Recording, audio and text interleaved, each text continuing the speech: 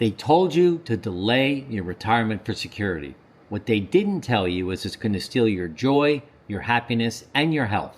This is the truth no one's saying, and the bold reset you need before it's too late. I remember one day sitting at my desk saying, you know what? I can't take it anymore. I thought I was going to work another 15 years, and I realized how unhappy I was at work, how miserable I was. I wasn't really fulfilled anymore. I didn't like what I was doing. I didn't like my boss. I was on autopilot, and I realized I'm burning myself out, and something had to change. My boss kept saying, you work another 3 years, you get stock options, you have this, you have that, blah, blah, blah. No one wanted me to leave, not for me, but for them. Oh, how could you leave? How could you retire? What are we going to do without you? And I'm like, what? This isn't right. I need to think about myself. And you and I had a long chat, and we actually ended up retiring at the same time for the same reason, because we kind of were burned out, and we just wanted to experience this phase of life, actually thinking it was going to be a lot of fun and just sit back, take it easy, and do nothing. And then, you know the story, if you've been watching this for a while, that we really burned and crashed hard in retirement, pivoted, fixed it, and now we have this business where we're thriving and we're helping you thrive as well. But staying at work for the wrong reasons is not healthy. You know, it's interesting now that you tell that story, and I've, of course, lived that story with you and heard the story a lot, but I wonder if it's different for an entrepreneur who builds a business and then sells it and is asked to stay on. I wonder how the feelings are different than a corporate citizen for 35 years whose company gets acquired and then you leave. I wonder if there's different emotions attached to the timing, the leaving, the emotional highs and lows, the roller coaster. You know what I mean? I wonder we've never really tracked the difference in emotions. Well, yeah, I don't know, but because I could have been feeling irrelevant for different reasons. You were irrelevant because you built the business and sold it, and you really had no place left. Am I irrelevant now? No, you're... No, but I it was just kind of an aha as you were talking about it. I was thinking like, that's interesting. Well, here's the thing. I think that what happens is the common trap people get stuck in is they think they know the right time to retire. I thought I knew the right time to retire, which was 70. And I didn't wait that long. I thought I would love my job, my new job, my boss, and I didn't. I thought I knew when the right time was, and I was wrong. And there are people who retire and then say, I retired too early, I missed the deals, I missed the kill, I missed the sales, I missed the organizational structure, whatever it might be that you might miss. And I wonder statistically if there's more of them or less of them than people who just wait too long to retire. I don't know. I don't know either. But I think that people get screwed up because they think they know the right time to retire. And a new perspective would be retirement isn't giving up. It's really waking up. And that sounds like ridiculous, but it really is now. Because retirement is 20 or 30 years, it's an opportunity to reinvent yourself and grow and make a huge difference to yourself, your partner, your life, and everything else. So I think that that's the purpose of this thing, these hidden costs of working too long. I'm so grateful I got out when I did, and I'm so grateful we found this business. So the first thing is to think about is working longer is killing you. And I think I worked 2 years longer than I should have, and it was killing me. I was on a really bad spiral at the last year or two of my job. I was irrelevant. I was lost. I was drinking too much. I was coming in late, going home early. I was really in trouble. And the stress and fatigue, it was masqueraded as being busy and effective, but it really wasn't. Yeah. And I think that my health became really important to me, and I'm sure it's important to you too, but now's the time to get out of the slogfest and to work on yourself, your health, your wellness, your relationships, and all of that. And I think it's important to, reframe the time periods in life, because If you retire at 60, you could have 30 or even 40 more years ahead of you. Yeah. Of real living. If you retire at 70, you could have 20 or 30 more years ahead of you. And, someone broke it down for me when they were retiring. It's someone older than me at my organization who came and sat down with me and talked to me about their retirement and their plans. And they said, Jody, I only have 20 more years of Christmas, 20 more times to celebrate Christmas. I only have, 20 more times to, see my grandchildren because I only see them once a year. I mean, when you break it down into numbers, I think it becomes an exit strategy based on your numbers game. Well, the next point that I wanted to bring up was if you delay it now, you could regret it forever. So if you put off retirement another 1 year, 3 years, 5 years, 10 years, you could regret that for the rest of your life. If you can afford to retire, and even if you can't, doing something part-time in this phase of life is okay to have some extra money coming in. But putting it off too long, it's going to build this huge regret that you're never going to be able to untangle. Well, and you hear of so many people that, retired and then, got an illness, or retired and then had a heart attack, Right. or retired and then had a life event that was so dramatic that, or a market event where they lost all their savings, right? So you can't predict everything, but to the extent that you can control your day, your selection of the day you retire, Right. That's where I think the power is. Right. So here's another hidden cost. So you think you're going to stay longer to earn more money because you can. Absolutely. But extra money is not going to save your marriage. So if your marriage is a little bit shaky right now, having more money is not going to help that. The more time that you have to work on your marriage by leaving your job and spending time working on your relationship, repairing any damage, trying to find new ways to connect, all of that takes time, effort. The money's not going to help, the extra money, but the time is important.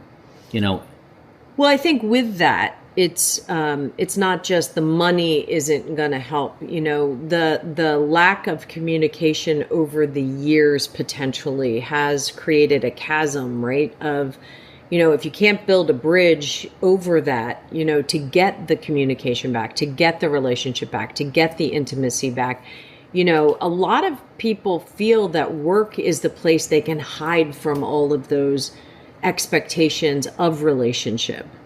It's so funny you said that. That is such a great, profound statement, because what I was thinking is a lot of our comments on YouTube, women will say, and I hear this more from women than men, I retired 2 years ago. He doesn't want to retire. He wants to keep working. Now, we hear it from men too, but there's a desire for one of the partners to get back together, to spend time together, to take these special years and spend time together. And your point of what maybe they're hiding from all of that because it feels safe. What's a better cover than, like, for example, if I'm a doctor, we actually know a couple that, he was a heart surgeon who did one thing, and there was only 3 of him in the United States that did the one thing.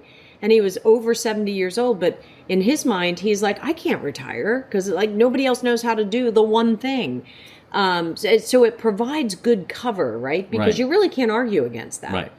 I really can't say, dude, you need to retire. I mean, so there is a little bit of good cover that's provided by work, and the fact that I need to leave early in the morning, I get home late at night, and I'm only really truly available on weekends, provides a lot of good cover for potholes in relationships. Right. Well, here's another one, a hidden cost. You're already in the transition of leaving your job. Retirement isn't a date. The drift that you're going through right now has started, so you need to end that, enter this phase of life, and begin to build something new for yourself. You can't just be in this transition phase for 2, 3, 4, 5 years by hiding out or whatever it might be, or avoiding the work that you might have to do once you enter this phase. Well, and what I'd say to that is, it takes courage.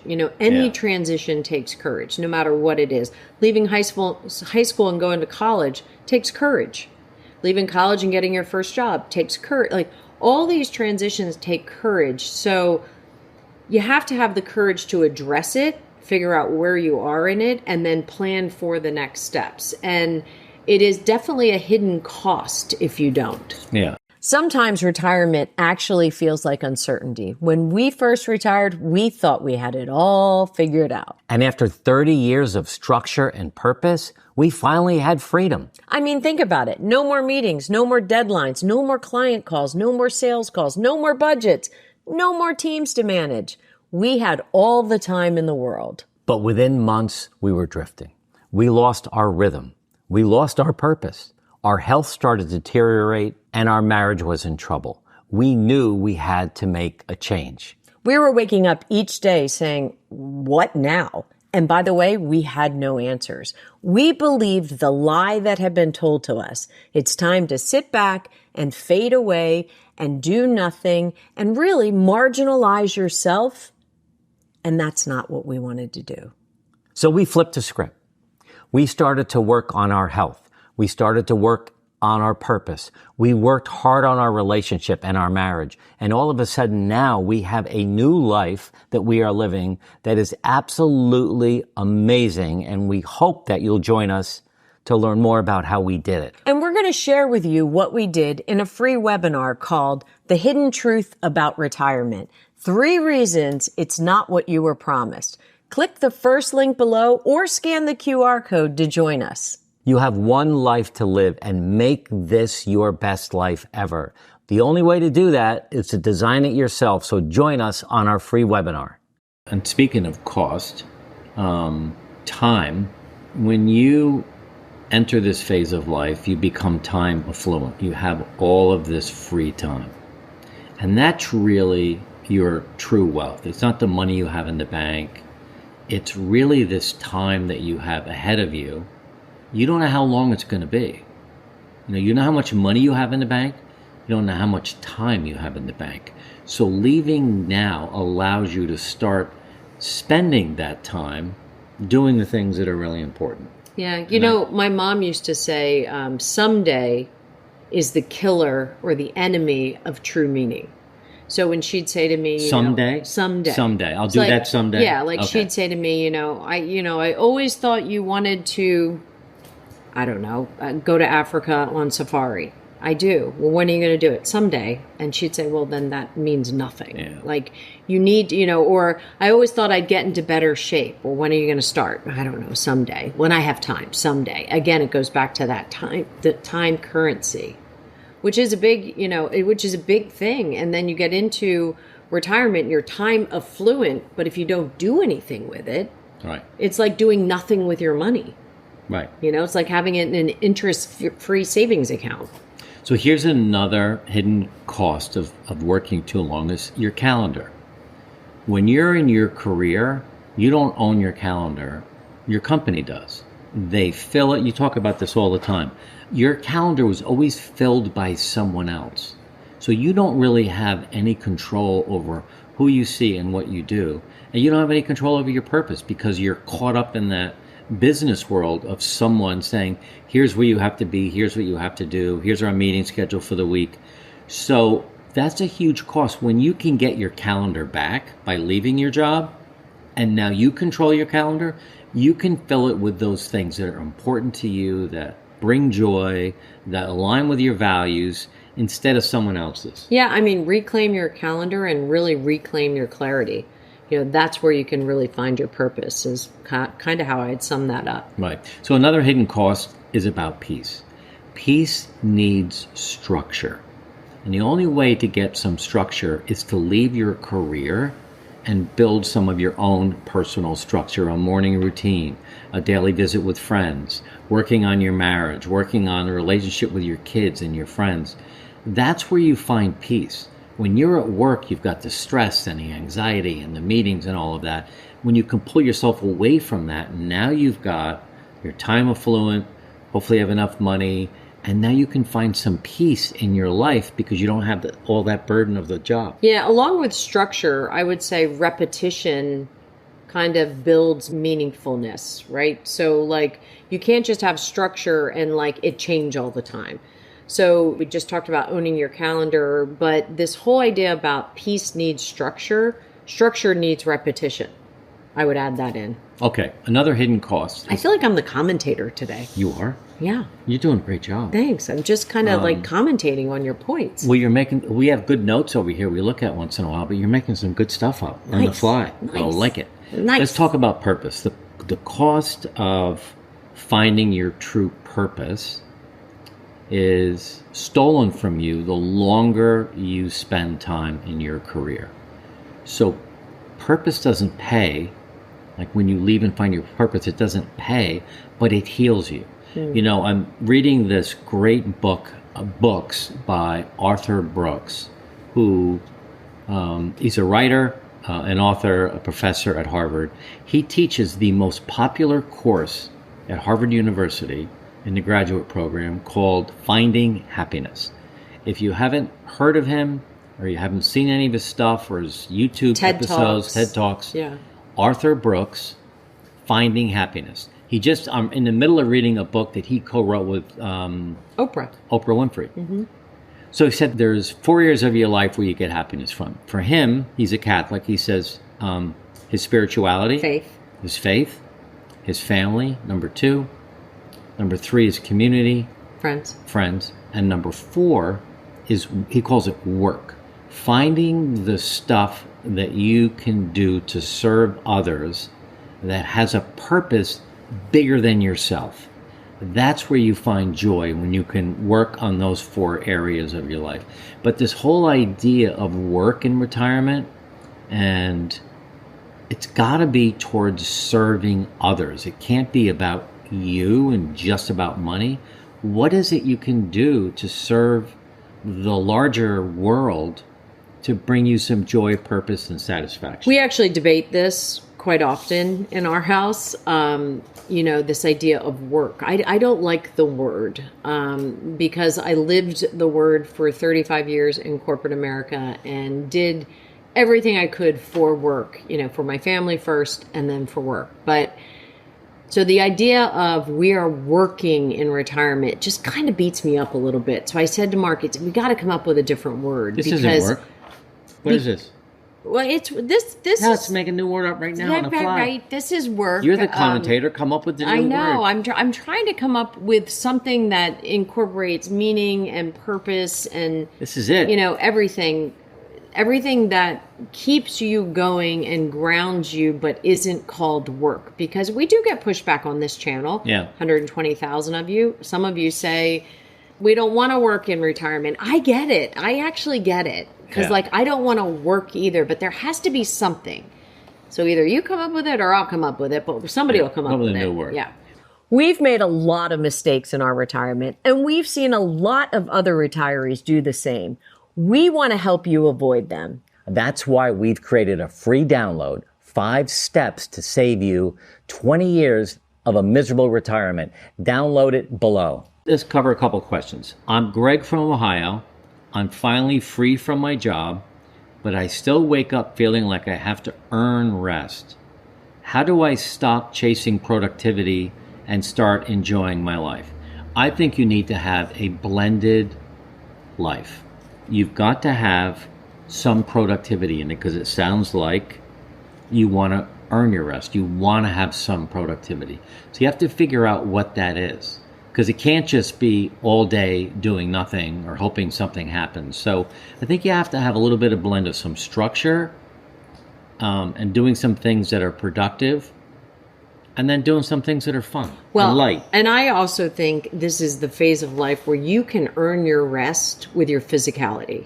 Yeah. If you're healthy and your doctor says it's okay and you can get out there and do something physical every day, that in your mind it clicks and you go, I deserve this rest today, or I deserve a nap midday. Mark loves a nap midday.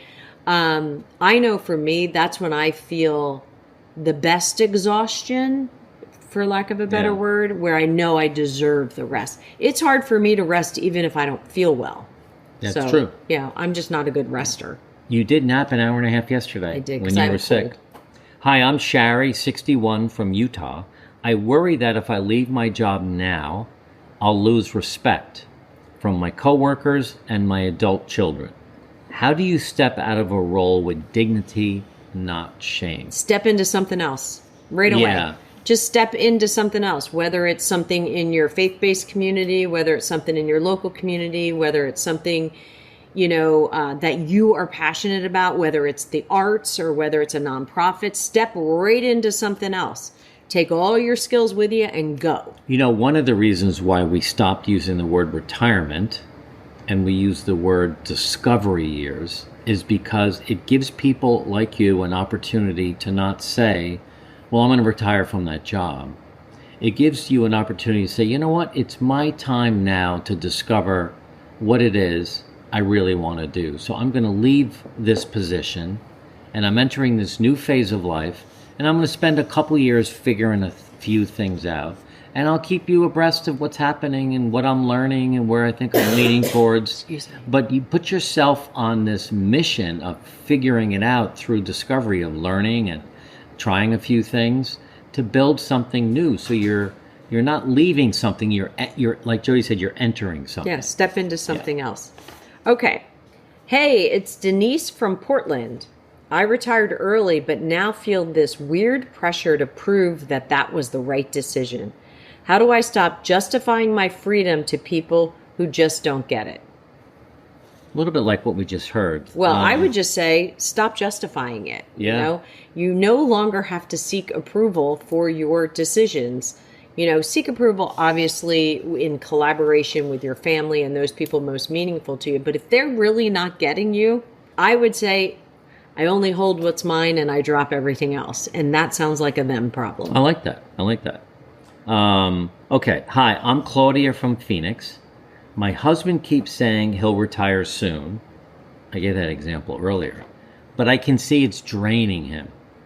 How do I support him without sounding like I'm pushing him out or pulling him out, I guess? I think, again, it's sitting down, having conversations with him.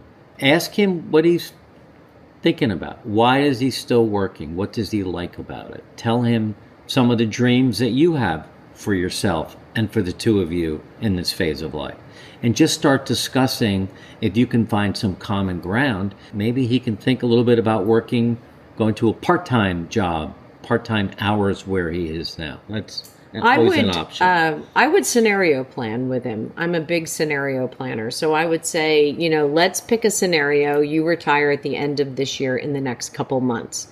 What does the scenario look like for us financially, with our relationship, with your health and wellness, with our kids, with our travel, with our bucket list, and with our goals? So you have those 7 things and you scenario planned if he leaves in 2 months, the beginning of the year.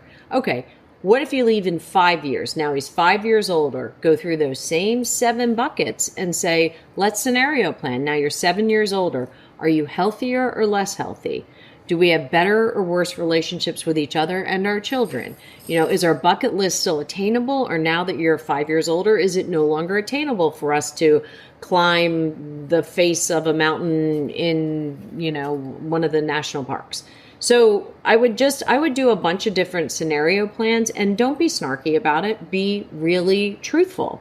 How are you feeling in that scenario, and how's he feeling, and see if that helps. You crushed it today. Nice job. And I have a cold. If you enjoyed this video, You're going to like this next one too. All he wanted to do was not have to come to work anymore, sit on his front porch, enjoy the view, and have a couple of beers every night. Problem is, he died a year later. Now, he was 67, so I don't know if retiring was a mistake or he just got sick, but the reality is we don't know when we're going to die.